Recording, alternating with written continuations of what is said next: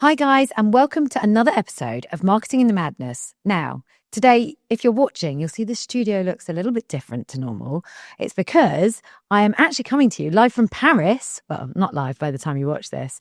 And I'm interviewing the fantastic Sylvain. Now, Sylvain, I'm going to say your name, not Perfect. in the most... Have I said it perfect? Absolutely. So, Sylvain, tell us your surname as well, because now I've forgotten. There we go. That's So more difficult. the full name is... Sylvain Grande. Perfect. And Sylvain is the, am I right, Chief Product Officer at PayFit.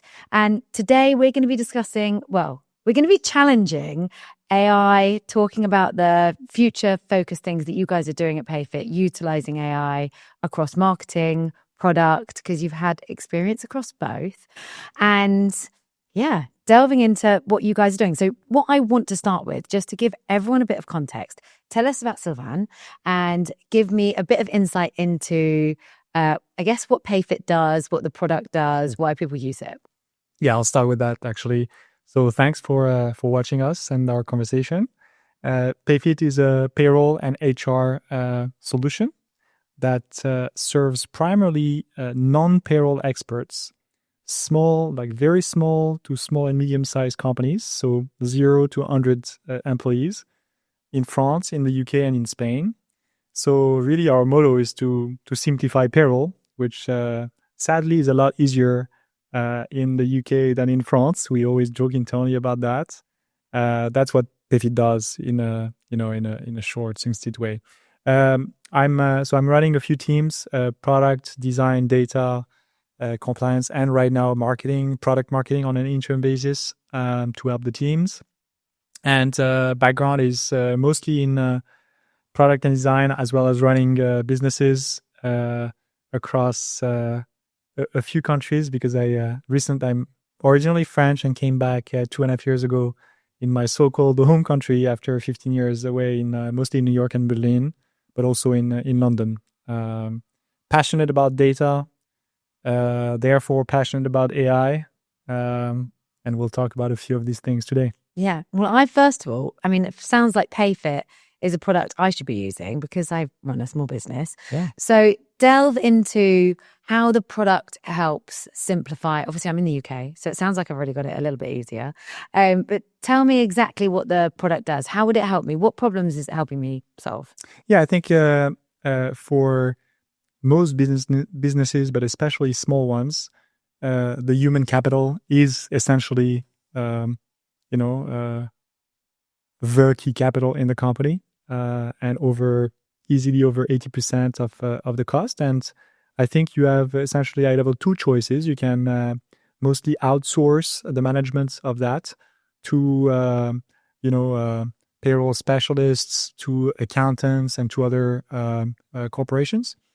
Or you can, and that's like the beauty of software as a service, really manage it yourself. You have to learn a few things, but you're also fully in control, which is helpful. You can run payroll on a Saturday morning and not wait for necessarily an interaction.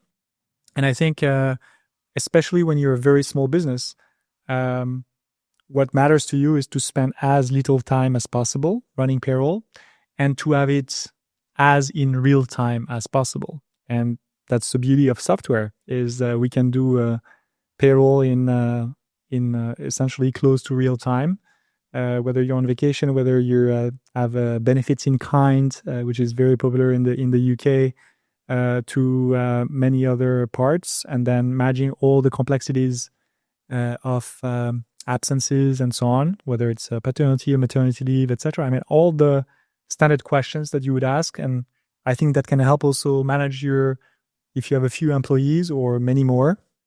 Outside of simplifying payroll, our second motto is to essentially enable employers and employees to grow together. And beyond the very nice words, I think we strongly believe that software and clarity and transparency of interaction can help actually drive those relationships at work. In the end, you receive a pay slip, and in the UK, again, it's a lot simpler. A few less lines than in France or in Spain, and I worked in several of these countries. but you still need to, it's a representation of obviously your work, but also how much taxes you pay and a lot of interactions with the society at large. And you need to understand those things, at least to some level. Yeah, I mean, knowledge is power. And if there's any kind of technology that's going to help you and give you the knowledge you need, I'm here for it. I mean, I'm obsessed with things like AI at the moment. So I want to talk about two things today. One, the kind of technologies that are empowering the platform to do more, but then also, of course, the marketing side of that. So should we delve into the platform first? Absolutely. Makes sense. Then we can talk about the marketing after. So tell me, when it comes to AI personalization, what are you guys focused on as a business right now? What are the kind of things that you're really kind of trying to drive forward to, I guess, to continue to improve the product and the experience for your customers? Yeah. Look, if I go back to the motto of simplifying, and especially for non-experts, you understand that automation and therefore AI to a large extent now is key to our current focus and our future roadmap.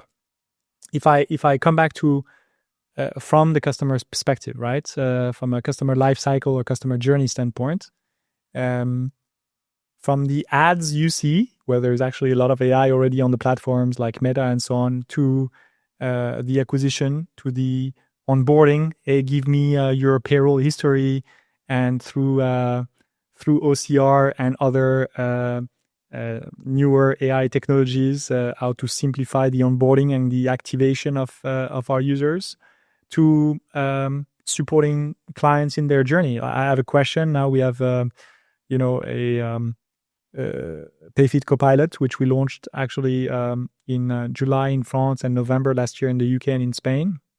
That is a AI-powered assistant that helps answer a lot of the payroll and HR questions that our clients have, and it's been very successful. And we still have the human touch, right? So again, across the full customer experience and life cycle, you have some of these first initiatives. I'm not mentioning all of them.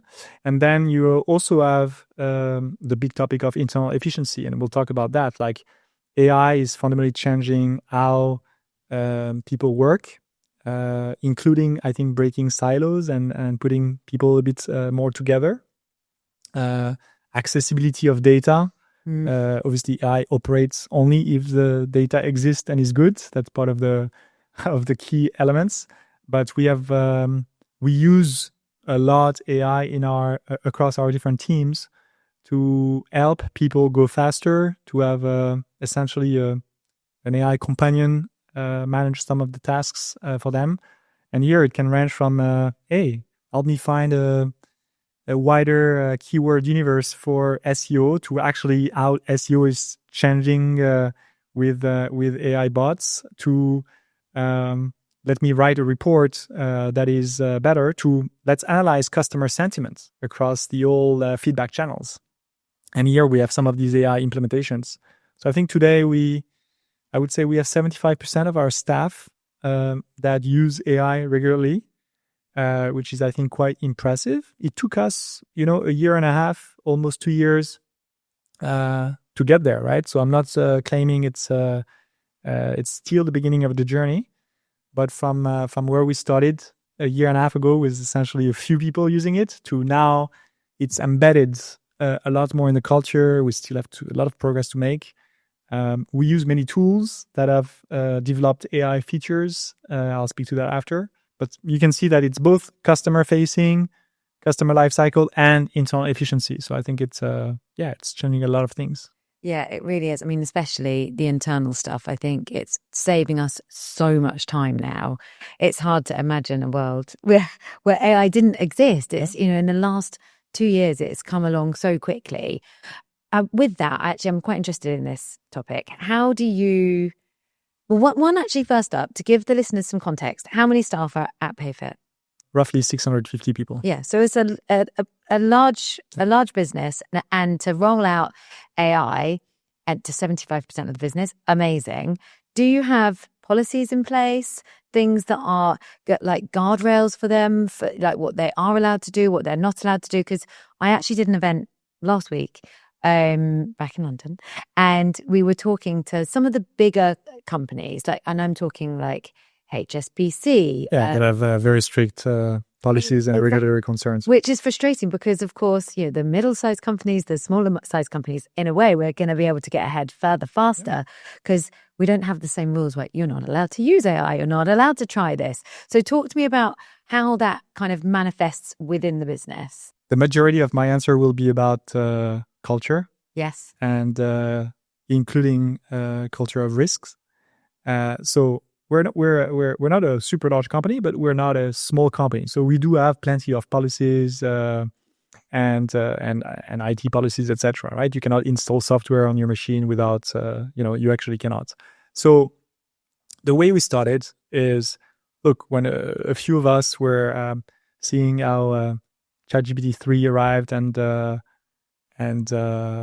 let's play with it, right? Like let's actually enable and authorize people to play with it with some guardrails. And these were mostly around, reminding people around the basics of let's not put personalized identify information on those tools, and let's not put confidential data in those tools.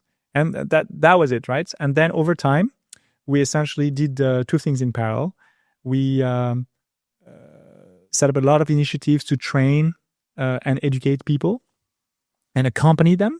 And we gave them tools internally, right? And internally and through third parties, but in the internal PayFit context. So one of the biggest, I would say, AI platforms we use is Dust, a kind of a super cool French startup that does a lot of, enables you to create digital assistants based on your knowledge base and through RAG methodologies. But we also did a lot of trainings, a lot of accompanying people to make sure that we also address key concerns, right? A lot of people are afraid of AI. Let's talk about it openly, right? And being afraid of AI in customer support or HR or product, there are some commonalities, but there are also some differences.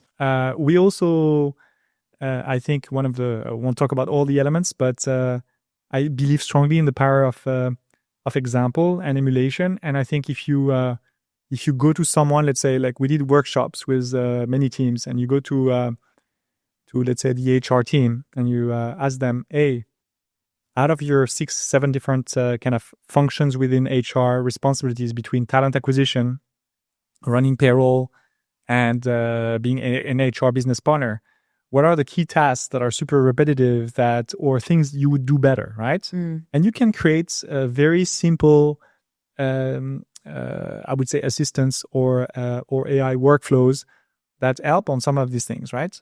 Not all of them are easy, but if you start and you showcase, then you embark people on a journey, and then you add more and more complexity. There are things that are very complex and are still not, I would say, possible or difficult to do. And I think to give an example, we started with a big use case to help our customer service team be better equipped through AI to better search, access information, to better answer the clients, to answer faster and better, right? And for instance, like in September last year, we said, okay, now let's engage also the wider sales team and say, like, what are the few key assistants, AI assistants that we could leverage for them with the standard question, right? A salesperson wants to prepare their prospects interaction better. They want to search for the company. Okay, let's do that. Yeah. At the end of the call, they want to structure the notes, or actually they don't want to spend time structuring the notes so that it feels the CRM. Okay, let's do that, and let's automatically have a CRM feeling from the call recording to the CRM. And in between, let's equip sales to answer clients' prospects' objections or details around the product. So we've developed a series of assistants just in that family. And that's what enables, I think, people to engage and to have all these active users in the end, right? And the outcome is they feel they are more productive in many cases, not just more productive, but I would say happier, because they can spend more time on things that I would say are less repetitive or that matter. And I do think that, which speaks to key societal question on the future of work. We all need to learn because this is going to change almost everybody's work, or at least the activities within that work. So, yeah, I mean, it already is, I think, isn't it? It's already there. And I think there's I can't remember who said this and I'm stealing it. It's mine now. But adopt AI or AI will adopt you. Yeah. And I think those that are still scared and the larger businesses that are holding themselves back. And I know people within those businesses, that are frustrated. They want to be able to use the tools because they're very aware that if they don't, people in other smaller startup businesses are going to be able to overtake them very quickly. So I think the time is now to be able to go and, to give your teams the ability to trial, to, like you say, with some guardrails that enable you to, will enable you to get a lot further faster because it's going to be able to shortcut so many tasks. And look, I was actually giving a class on Make Your Org AI Ready yesterday to a few people, and 3 people were from very large organizations, right? Banking and a super large business in another industry. I do understand that you don't have the same controls in place. You don't have the same concerns. AI, equipping everyone with AI is not that cheap, right? In terms of the multiplication and the fragmentation of tools. There's like crazy innovation, but also some of the tools need to be managed well, and they need to be used properly, right? And to be used properly, they need to access data. And usually, I would say in many organizations, data is either not super structured or accessible, which can create a vicious scenario where you engage people with AI, you make them almost like, it's the feeling of magic the first time you use it. And then you can have waves of disappointment because the quality is not that good. So it's not like, it's not magic. There's maybe a bit of magic, but you need to pay attention to those things. It's not like, hey, you're going to press a button and not do anything and it will find and qualify all the leads for you. I mean, we're not yet there, right? Yeah. And you need to think about if everyone else has access to these tools, what is truly the differentiator for your business? How can you differentiate, right? And we go back to a lot of things like that we tend to forget, like the data you have and the data you collect is part of your core differentiator. So you have to manage this properly. Yeah. I think the other thing, kind of going back to, like you say, we are very excited at the beginning with, ChatGPT obviously has changed everything because that's so accessible to everyone. We've all used ChatGPT. Well, most people have probably trialed or played with ChatGPT. But even then, you've got to train the AI because the AI is learning. If you don't create custom GPTs, you don't teach it everything you need to know. You have to almost treat your AI tools and agents like staff members. And, we create custom GPTs, we're giving it time and attention like we would a staff member, i.e. we're teaching it how we like to write, our own tone of voice. As time goes on, you can see the platforms are getting cleverer. But you've also got to, I think, really treat your AI tools like you've got to give them the love and attention you give a person, because they're basically replacing tasks in your business that a person is doing. Maybe not the same love as you would get to a human, but the attention, especially on onboarding, right? Yeah. So like to your point, you have to onboard by giving access to data. It's obviously a slightly different process than onboarding a human, but there are some parallels there for sure. Yeah, totally. Now, we've kind of touched on a lot of AI there, like how we use it within the business, of course, some of the things that you're doing with the product. But when it comes to marketing, what's your focus? What can you see PayFit using, from an AI point of view? Which tools are you using? Which kind of tasks are you trying to automate a little bit more? Tell me about the marketing side of AI at PayFit. Sure. So I would let me maybe outline some of the core context basics. PayFit is a as I said, a B2B SaaS provider focused on payroll and HR. The context is most of the acquisition, I would say 100% of the acquisition until 2 years ago was sales led. Okay. With, obviously inbound and outbound, but like marketing was at the service of sales, if I put it rather extreme. And from that journey, we've evolved towards a multi-channel mix, right? From sales-led to product-led, and actually not just product-led, but a mix of product-led, sales-assisted, and sales-led, product-assisted. And obviously, by when I mean product, say product and marketing in that regard. So and marketing also has, I would say, extended its focus towards a bit more the full life cycle in the context of our company, because payroll is quite complex. It goes until the social declarations towards the governmental bodies and organisms, right? Your declarations are the things you don't see. And if I now take details around, either the big functions of marketing and or the tools we use. Look, in most marketing organizations, you have a few key pillars, right? From growth marketing to content marketing to brand and PR to lifecycle marketing and to a few other parts.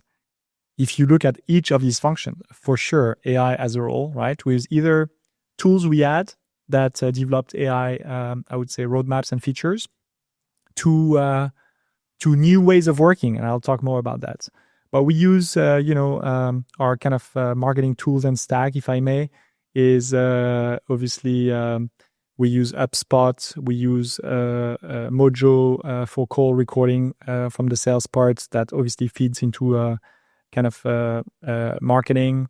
We have for SEO all the standard tools like SEMrush, etc., to do analysis, including on the massive changes that AI companies are kind of like operating on the SEO world, to on content, how we write content, and with our tone of voice, etc. It's now largely assisted. It's, I would say, a great combination of AI assisted and human interaction to, I think, in growth marketing, sifting a lot through the data, right? And it can have multiple use cases, right? Like trying to data enrichment is a core topic in most marketing organizations. So how do you qualify better your leads? How do you segment them? How do you detect frauds? And we've started to do things across the different functions and through the different tools.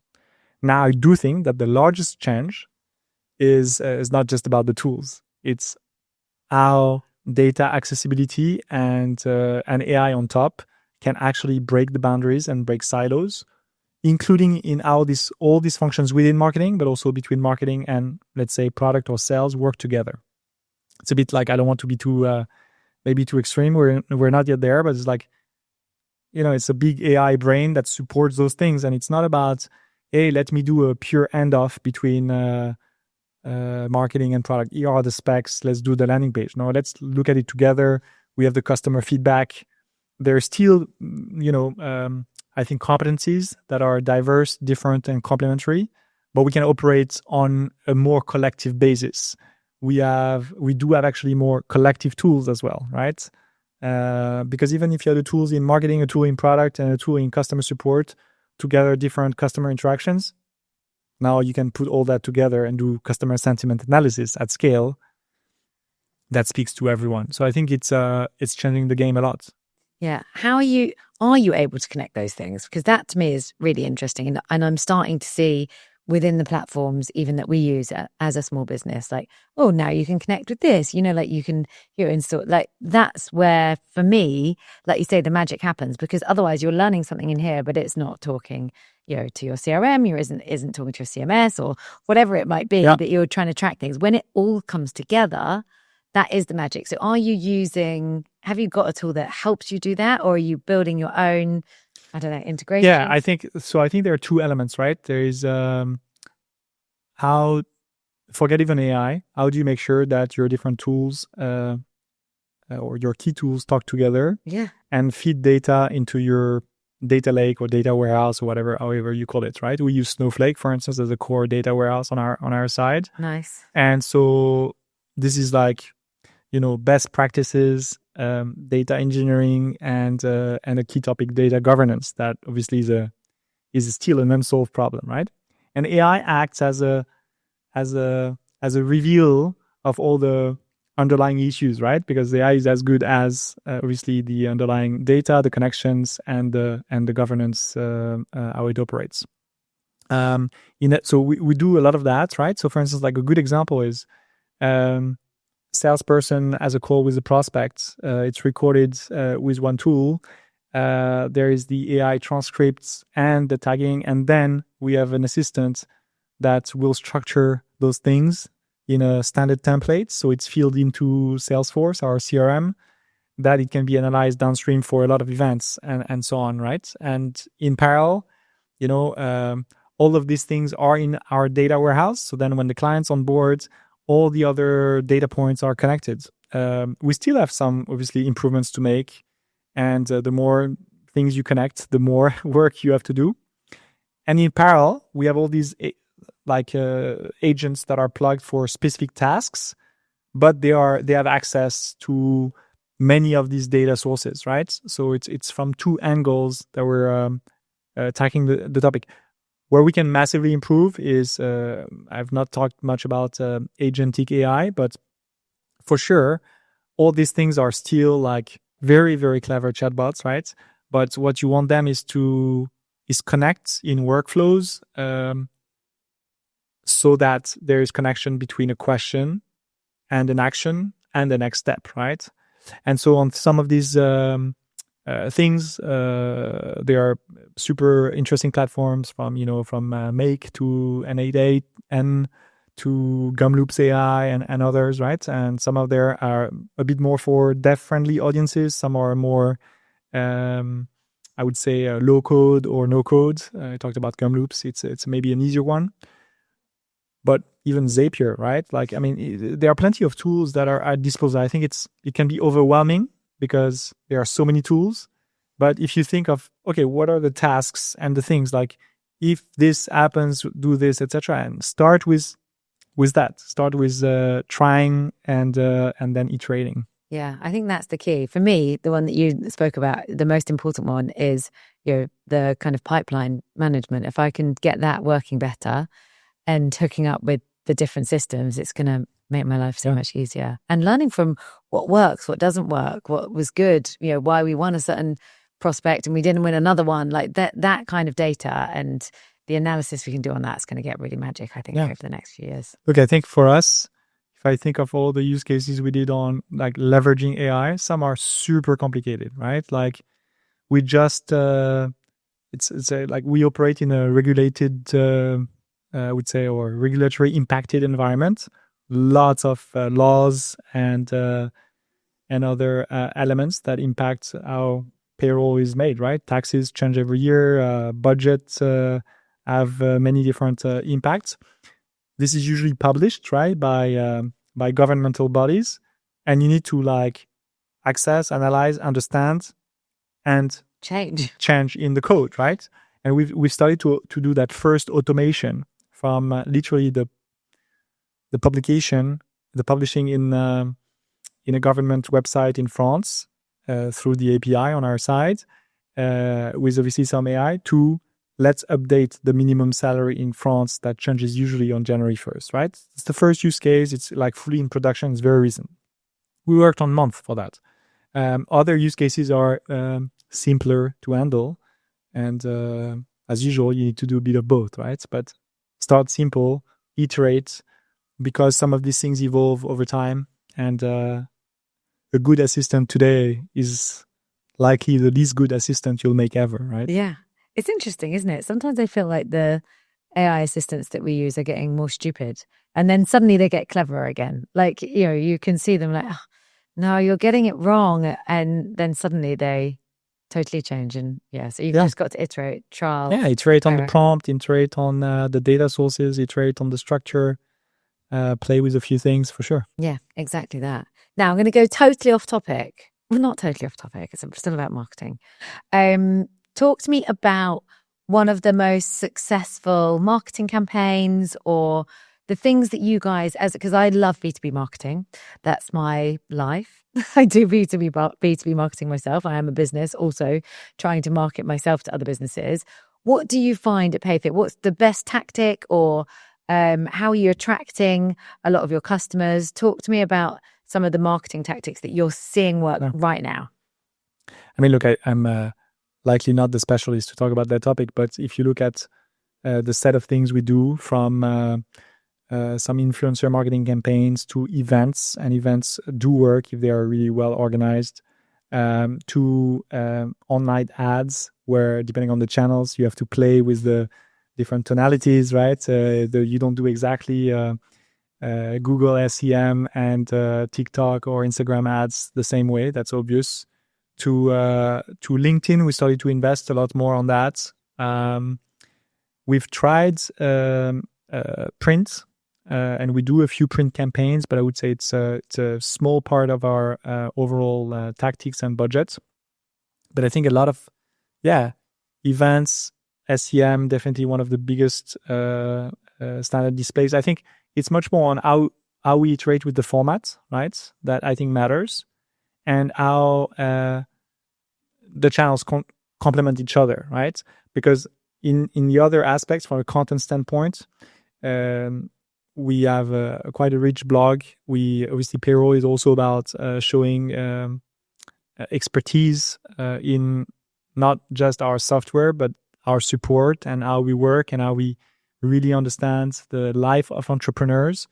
And so things like giving very helpful content to people still is a huge driver of acquisition.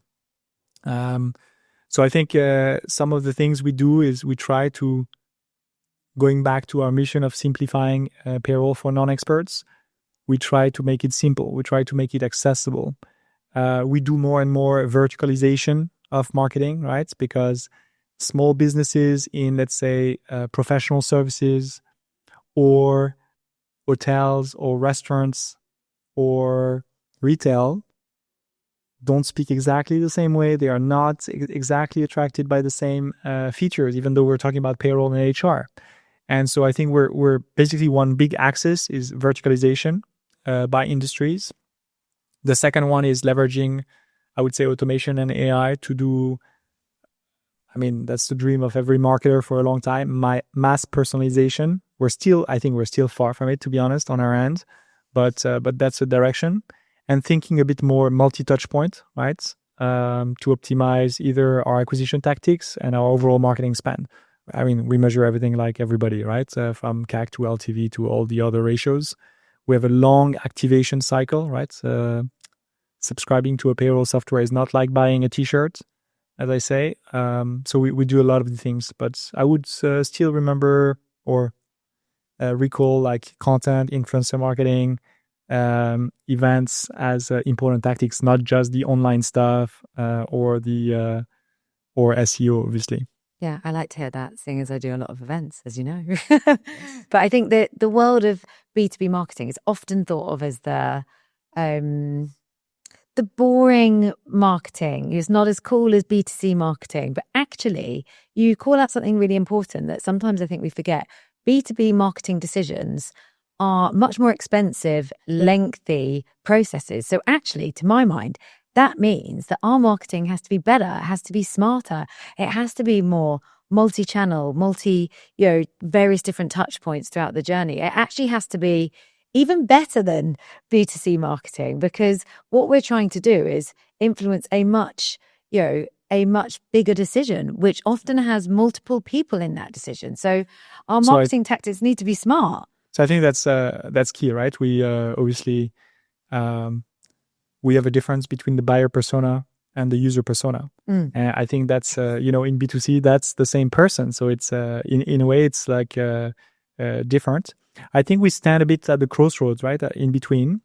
A lot of I think B2C tactics are and have influenced B2B marketing, especially in our segment, small and medium-sized company, right?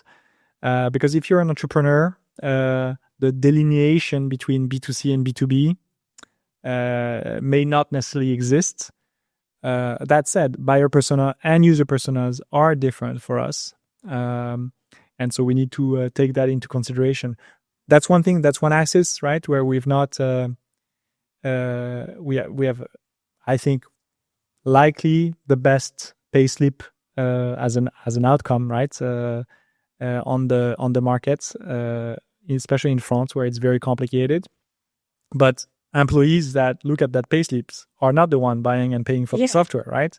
But we could leverage, I think, that that channel and that persona a lot more, also in the kind of the buyer persona marketing standpoint. So that's one axis we'll likely work on. Yeah, it's interesting, isn't it? Because in B2B, that happens a lot. You're helping someone help someone else and helping them. You've got to communicate. It can be a long cycle as well. It really can be. And I think that's what, for me, makes B2B marketing so interesting, because we're operating in a, in a kind of messy middle somewhere, trying to convince often multiple stakeholders to buy into, Totally. the solution or the tech solution that you're providing. So yeah, it's an exciting time. Now, Sylvain, my last question to you today. We've covered so much. I've loved it, by the way. It's been great. What's your big focus? So what's next? Doesn't have to be about AI, it can be about anything. Like, what are you guys, really trying to, it can either be with the marketing or with the product. What's going to be your biggest achievement this year? Delighting customers better and doing that even more at scale. So I think it sounds very simple, but I think the macroeconomic environment is not the best right now, especially for small and medium-sized companies, right? The rate of bankruptcies, etc., is quite high in some markets. Yet, it has never been a better time to create your own business. And so we have these two conflicting trends. And I think compared to 20 years ago, it's you have all these tools that make creating a business a lot simpler, right? From all parts of the process, right? Setting up your company, getting your marketing tools, getting your infrastructure, etc., all at scale, all in the clouds. So I think it's you can do now with 2 or 3 people in a company. You can do things you may have needed 10, 20 before. And I think that's kind of a revolution that we want to obviously accompany. So it's all about like focus, execution, serving customers better. And I think some elements that relate a bit more to your questions around marketing. How can we leverage a bit more kind of the user persona in the buyer, I would say persona convincing and marketing. And the second part is our core is really payroll, but our second core is HR. And I think kind of like we've launched a lot of new HR features that make that second core slightly closer to the first one. And from a positioning standpoint, we need to work on that and messaging in the market. Like actually in France, 70% of our users use us both for payroll and HR. But I think on the market, we are still perceived as mostly a payroll solution. So we need to work on that definitely and grow that further. Yeah, it's an exciting time. I think you guys have experienced some real growth as a business, and within the business, the kind of things that you guys are doing, you're at the forefront of marketing. So as you evolve, add new services. I absolutely love that, by the way, about watching businesses. Like you started as one thing, now you're adding all these other services. So it's going to change your go-to-market strategy, perception. It's super. Even brands like I remember when Deliveroo just started. Do you guys have Deliveroo here? Yes, yeah. So Deliveroo started, and it was just this one thing, and now they do so many things. Like it's watching tech companies like you guys. Do you think of yourself as a tech company? Yeah.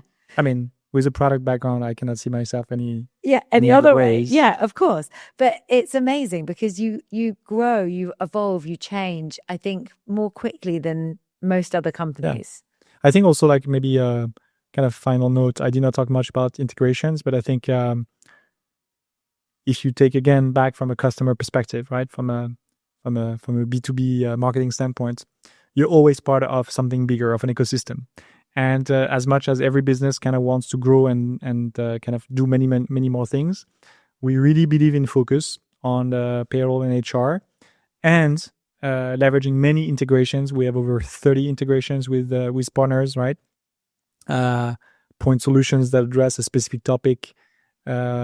And we're also investing in making our ecosystem, our platform, a bit more open to integrate, because in the end, you want our users to be happy in the tools that they use together with ours. So that's important to us. See, I said it was my last question. I keep thinking of more questions. The more you tell me, the more I want to ask you. What about then partner marketing? Do you do much with those? Because we've started. Yeah. So that's been really interesting. Another, client of mine actually, Stripe, the payment provider, their approach to partner marketing has super scaled what they've been able to do. Like it's huge. Yeah. So there we go. I mean, I would be honest. This is pretty a new topic for us. We have had like a few tens of integrations for a while, but kind of a bit built a bit more from I would say a product and tech standpoint, if I may.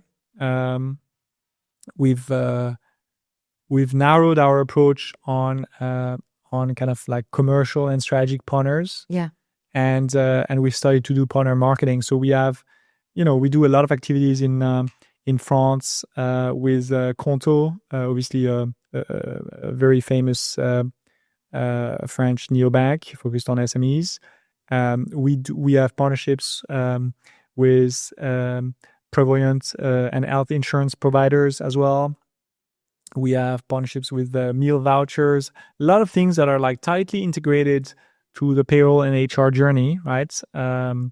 Or talent acquisition, like application tracking software. We just partnered with Team Taylor, that is an ATS, and we try to bring all this together because they need access to employee data, they need access to contract data, and obviously in a secure and confidential way.